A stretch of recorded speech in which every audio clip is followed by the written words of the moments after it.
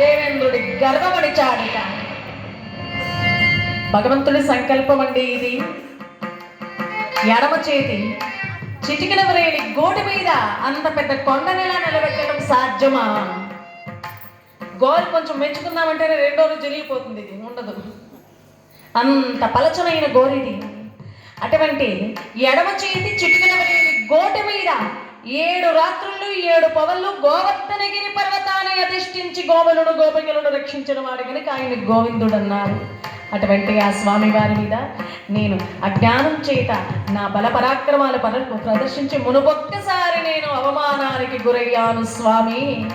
ఇంకా ఆయన జోలికి వెళ్ళేంత సాహసం నేను చెయ్యగలనా? నన్ను క్షమించండి అన్నాడు దేవేంద్రుడు. దిక్కు తోచలేదు. దిక్కు తోచనటువంటి ఆ దుర్వాస మౌనేంద్రుడు పరుగున సత్యలోకాన్ని చేరుకున్నాడట. ఆ బ్రహ్మదేవుని ప్రార్థన చేస్తున్నాడండి ఇతడు. నమో నమః చతుర్ముఖ నమో నమః.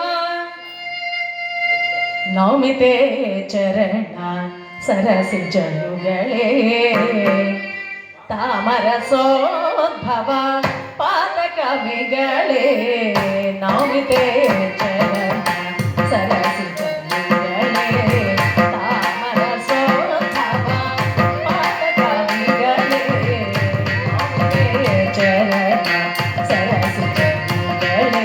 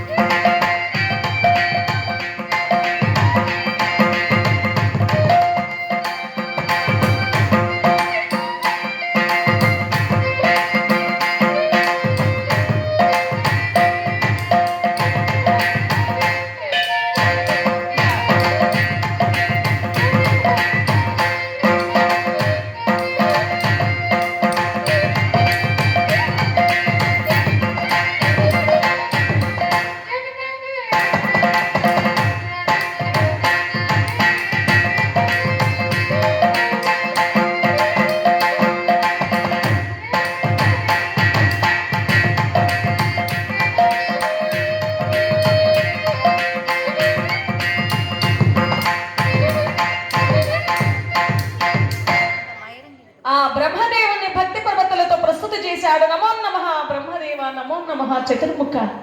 దుర్వాస మహర్షి ఏమిటిలా వచ్చారు? ఏమిటి ఎందుకలా భయాందోళనలో ఉన్నారు? స్వామి, అంబరీషుడి మీద కోపాన్ని ప్రదర్శించిన కారణం చేత నన్ను ఒక సుదర్శన చక్రం తరుముకొస్తోంది స్వామి. దాన్ని నేను అరిగెట్టలేకపోతున్నాను.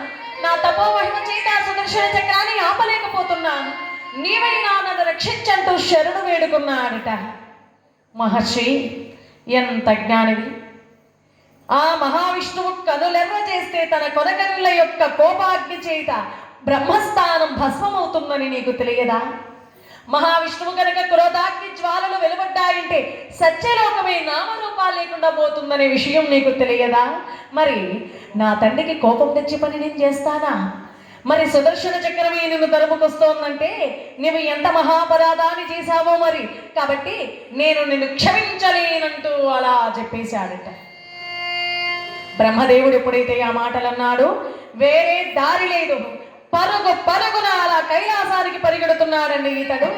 హర హర శంకర పాప భయంకర హర హర హర హర ఎనుచు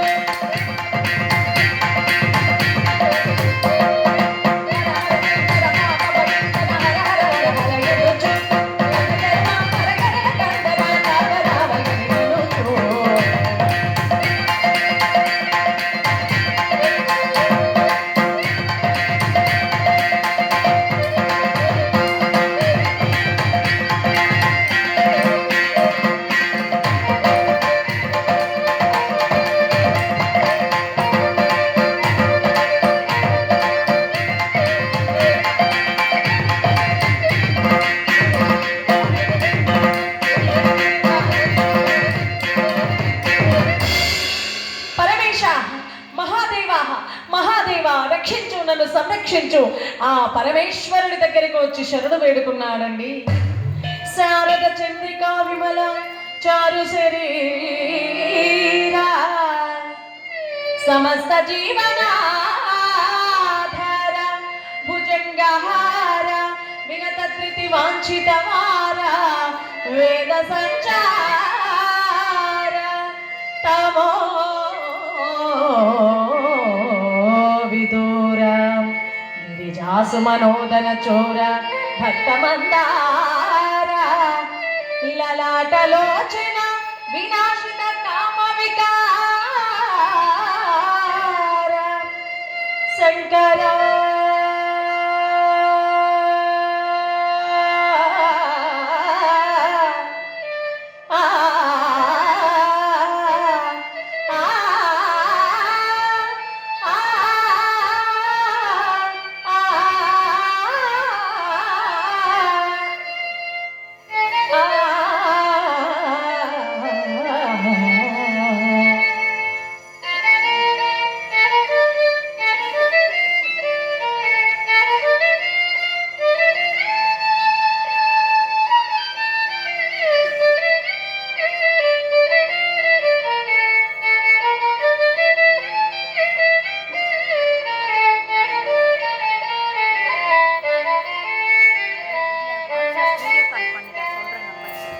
శారద చంద్రికా విమల చారు శరీరా మహాదేవ మహాదేవ రక్షించు, ఈ సుదర్శనం బారి నుంచి నన్ను రక్షించు, నన్ను కాపాడంటూ వేడుకున్నాడు.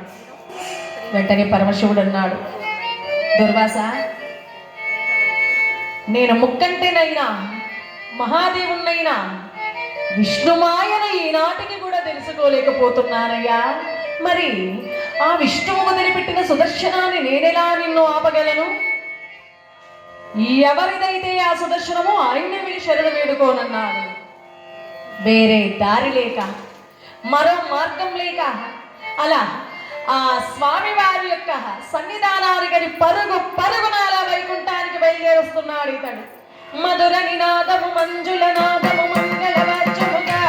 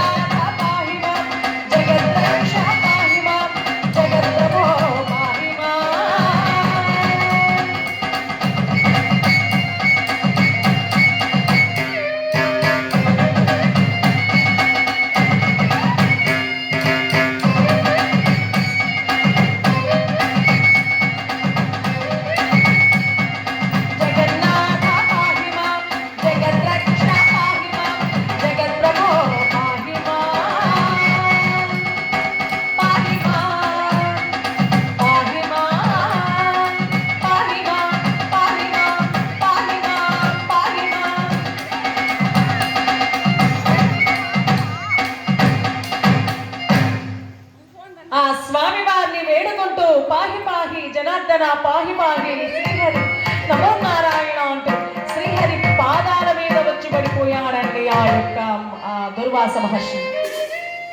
ఆయన తరుముకొస్తూనే ఉందట, దాని వేగం ఏమాత్రం ఆగటం లేదట. రక్షించు, నా తప్పుని మన్నించు, క్షమించంటూ వేడుకున్నాడు. అందుకు శ్రీమన్నారాయణమూర్తి అన్నాడట, మహర్షి, ఈ సుదర్శనం అనేటటువంటిది విడవడం వరకే నా చేతిలో ఉంది, దీన్ని నాపడం నా చేతిలో లేదయ్యా అన్నాడు. అదేమిటి స్వామి, మీరు ప్రయోగించిన సుదర్శనం తమరే ఆపలేరంటున్నారు, ఇదెక్కడి విపరీతము ప్రభు అన్నాడు. అవును, నన్ను కొన్ని బంధాలు కట్టిపడవేస్తాయి, కొన్ని యొక్క తీగలు కలిసి ఒక మదించిన ఏనుగును కట్టివేస్తుందన్నట్లుగా భక్తులనేటటువంటి బంధం నా కాళ్ళ కల్లుకుంటుందయ్యా. నా భార్య లక్ష్మీదేవి కూడా ఆ బంధాన్ని విడిపించలేదు, మరి ఏ కారణము కూడా ఆ భక్తులనేటటువంటి బంధం నుంచి నన్ను విడిపించే వాళ్ళు ఎవరూ లేరయ్యా. నా భక్త శిఖామణి అయినటువంటి అంబరీషుడి కొరకని సర్వదా సుదర్శన చక్రాన్ని సంరక్షణగా పెట్టాను. అటువంటి ఆ అంబరీషుడి మీదే నీవు అనవసరంగా కోపాగ్ని క్రోధాగ్ని జ్వాలలను ప్రదర్శించావు. ఇందులో అతడి దోషముందా లేదా అన్నటువంటి విషయాన్ని ఇసుమంతయైనను గ్రహించక, ఇసుమంతయైనను నీవు ఆలోచన చేయక ఆ అంబరీషుడి మీద నీ యొక్క అహాన్ని ప్రదర్శించావు. మరి ఆ కారణం చేత నిన్నిలా నా భక్తి అనేటటువంటి తరంగాలు సుదర్శనమై నిన్ను ఈ ప్రకారంగా వెంటాడాయి. దీన్ని ఆపడం నా చేతుల్లో లేదన్నాడు. అయ్యో స్వామి, మీరే ఆపలేరంటే సృష్టిలో ఈ సుదర్శనాన్ని ఆపేటటువంటి సమర్థులు ఎవరన్నా? సుదర్శనాన్ని నిలువరించగలిగినటువంటి సర్వ సమర్థుడు నీ ఒక్కడే కదా, ఈ ఆదిమధ్యాంత రహితుడు అయినటువంటి వాడు నీవే కాబట్టి ఇక నేను ఎవరితో మొదలుపెట్టుకోను స్వామి, ప్రభో నన్ను రక్షించండి అన్నాడు. మౌనేంద్ర, సుదర్శనాన్ని నేను ఆపలేనన్నాను గాని ఆపే మార్గం లేదని నేను చెప్పలేదయ్యా. ఏ భక్తుడి కోసమైతే దీని అవసరం వచ్చిందో ఆ భక్తుడు మాత్రమే దీనిని నిలువరించగలడు. వెళ్ళి అంబరీషుణ్ణి శరణు వేడుకో అన్నాడుట. వెంటనే చేసేదిలే కబరా, ఎవరి మీదైతే క్రోధాగ్ని జ్వాలని ప్రదర్శించానో అతడిని శరణు వేడుకోవాల్సి వచ్చినటువంటి పరిస్థితి ఎదురైందా? కాలం చాలా గొప్పదండి. మనం కాలానికి దేన్నైతే ఇచ్చామో ఆ కాలం మనకు దాన్ని తప్పకుండా ఒకనాటికి ఇస్తుంది. దాన్ని స్వీకరించడానికి సిద్ధంగా ఉండాలి. మనం ఏదైతే ఇస్తామో, ప్రేమనిస్తామో, క్రోధాన్ని ఇస్తామో, అహాన్ని ఇస్తామో, స్వార్థం ఇస్తామో, దేన్నిచ్చినా అది తిరిగి మనం అనుభవించాలి ఒకనాటికి. ఆ ప్రకారంగా ఎవరి మీదైతే ఈ కోప క్రోధాగ్ని జ్వాలలతో అహంతో తన యొక్క అహాన్ని ప్రదర్శించాడో ఇప్పుడు వాదడిని శరణు వేడుకోవాల్సిన సమయం వచ్చిందట. చేసేది లేక ఆ శ్రీ మహావిష్ణువుని వేల విధులుగా ప్రార్థన చేస్తూ వెళుతున్నాడండి ఇతడు ఆ యొక్క దుర్వాస మహర్షి. నమో నారాయణ, నమో నారాయణ. సుదర్శనం బారి నుంచి రక్షించగలిగిన వాడు ఒక్క అంబరీషుడు మాత్రమేనట. పరుగు పరుగున మరణ అంబరీషుడి వద్దకు వెళుతున్నాడండి ఇతడు. ఎన్నడూ విజ్ఞానమిక నాకు విన్నపమిదే శ్రీ వెంకటనాథ. ఎన్నడూ విజ్ఞానమిక నాకు విన్నపమిదే శ్రీ వెంకటనాథ. ఎన్నడూ విజ్ఞానమిక నాకు.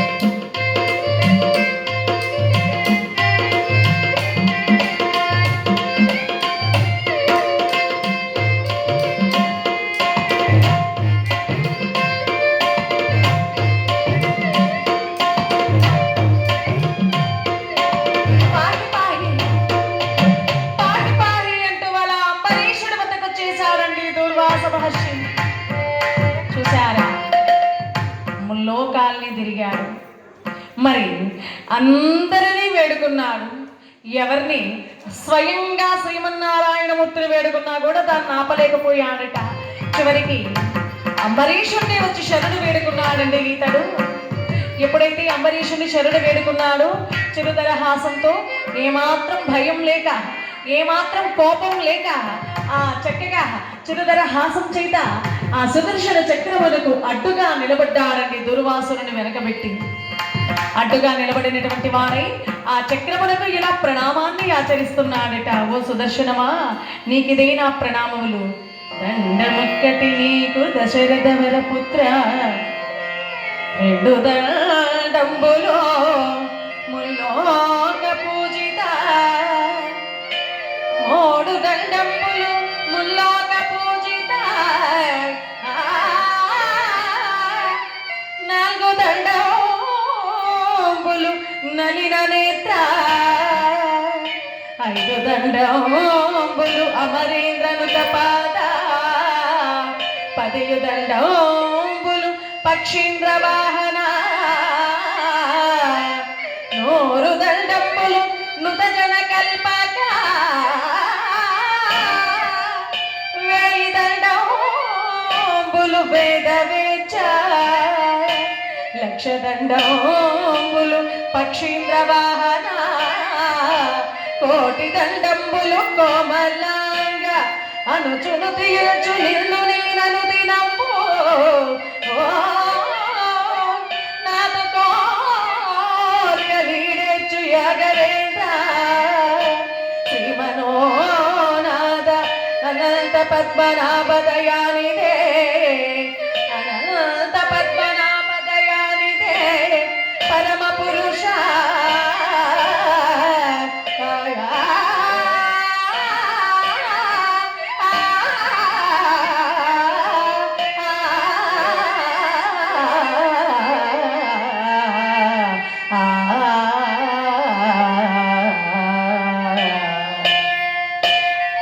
ఎప్పుడైతే సుదర్శనానికి అలా అడ్డుగా నిలబడ్డాడో, అంబరీషుడు యొక్క ప్రార్థన చేత సుదర్శనం అలా అంతర్ధానమైపోయిందట.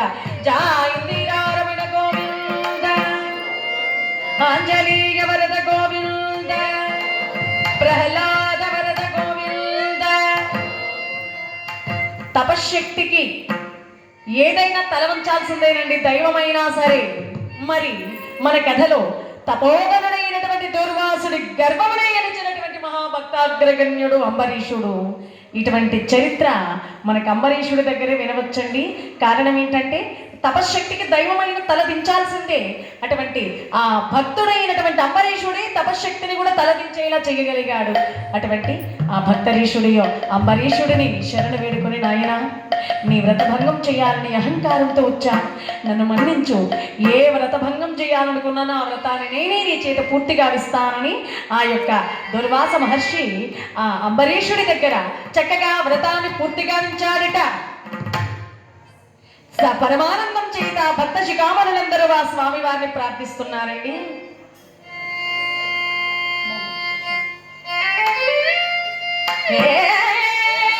కృష్ణ ముకుంద మురా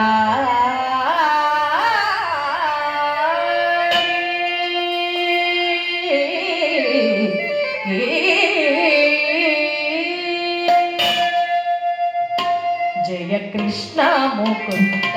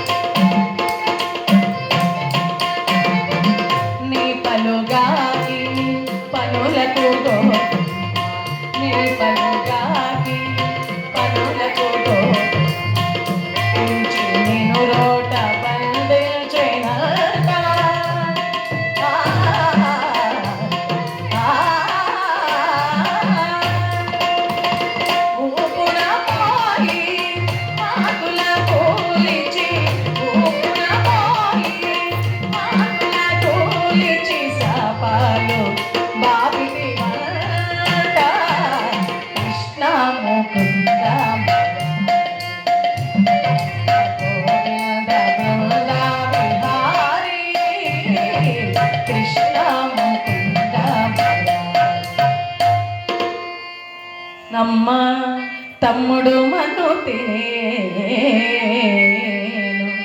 చూడమ్మాయని రామన్న తెలుపగా అన్నాయని చెవినులిమి యశోద ఏదన్నా నీ నోరు చూపుమనగా చూపితివట నీ నోటల్ బాపురే 14 భువన భాండంబులను ఆరూపు కలిన యశోదకు తాపమున సిల్చి జన్మధన్యతగా జయ కృష్ణ ముకుంద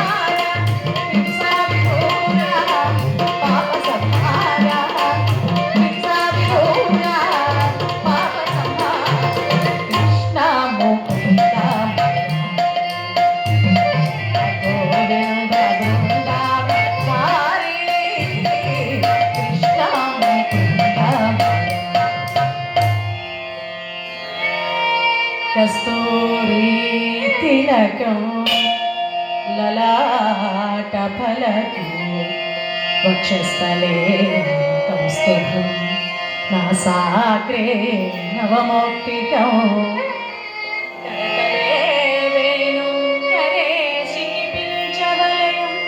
सर्वांगे हरिचंदन चकलयं कंठे च मुक्तावल्यो गोपस्त्री परिवेष्टितो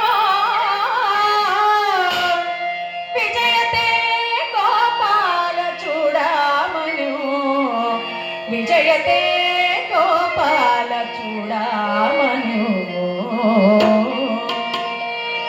ललित ललित मुरली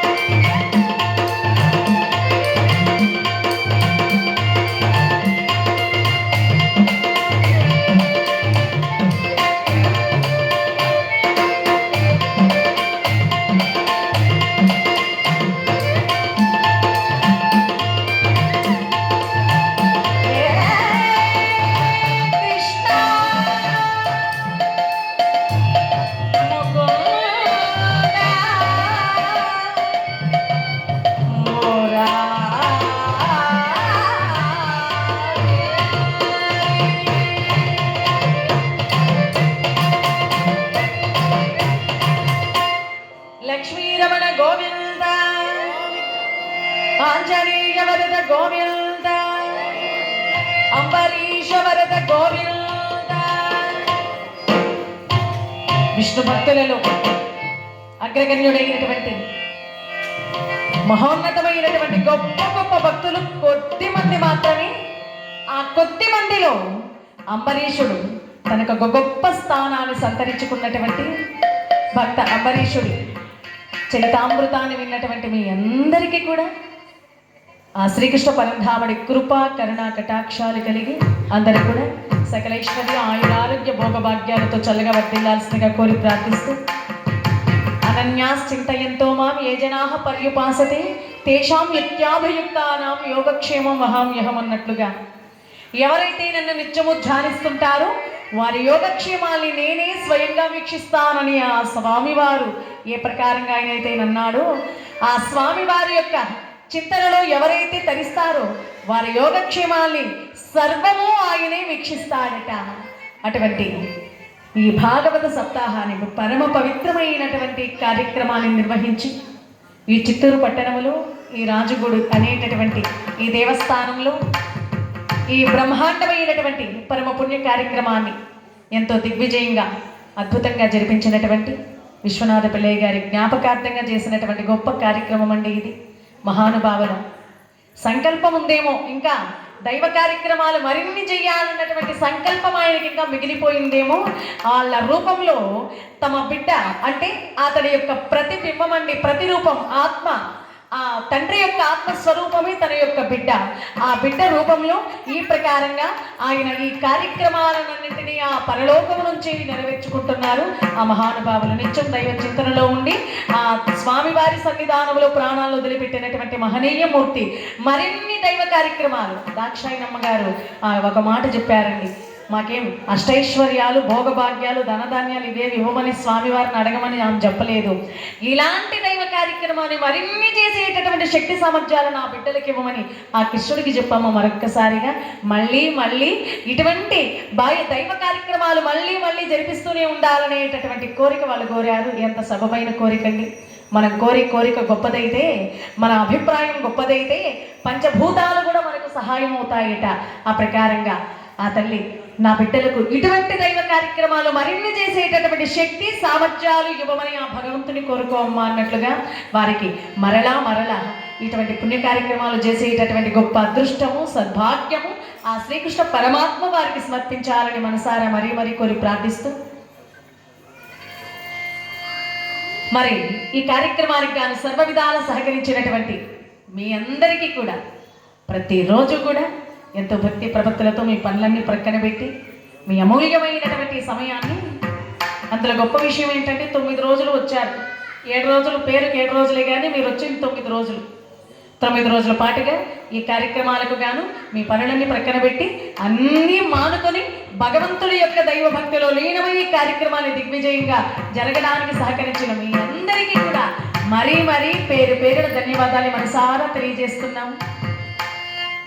ఇక చక్కగా ఈ కార్యక్రమానికి సహకరించినటువంటి అర్చక స్వాములు, దేవస్థాన యాజమాన్యం వారికి కూడా ధన్యవాదాలు ప్రత్యేకంగా తెలియజేస్తూ, ఈ కార్యక్రమానికి నాకు ప్రతిరోజు వాయిద్య సహకారాన్ని అందించినటువంటి గొప్ప విద్వాంసులు, పేరు ప్రఖ్యాతులు గడించినటువంటి మోహన్ సాయి గారు, వయోలిన్ పైన సహకారం అందించినటువంటి వారికి ధన్యవాదాన్ని మనసారా తెలియజేస్తూ, అలాగే అద్భుతమైనటువంటి వాయిద్య సహకారంతో తబలా మీద సహకారం అందించినటువంటి గొప్ప కళాకారులు, పేరు ప్రఖ్యాతలు గణించినటువంటి వారు, అద్భుతమైనటువంటి వాయిద్య విన్యాసంతో ఈనాడు ఇన్ని రోజులు నాకు సహకరించినటువంటి జ్ఞానేందర్ రెడ్డి గారు, వారికి కూడా ప్రణామాలు మనసారా తెలియజేస్తూ,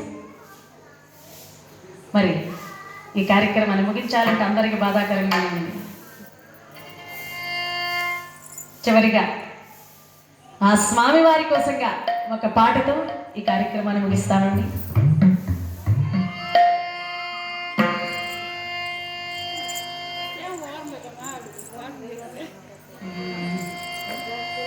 అంతర్యామి అలసితి సలసితి ఇంతటని శరణిదే జొచ్చితిని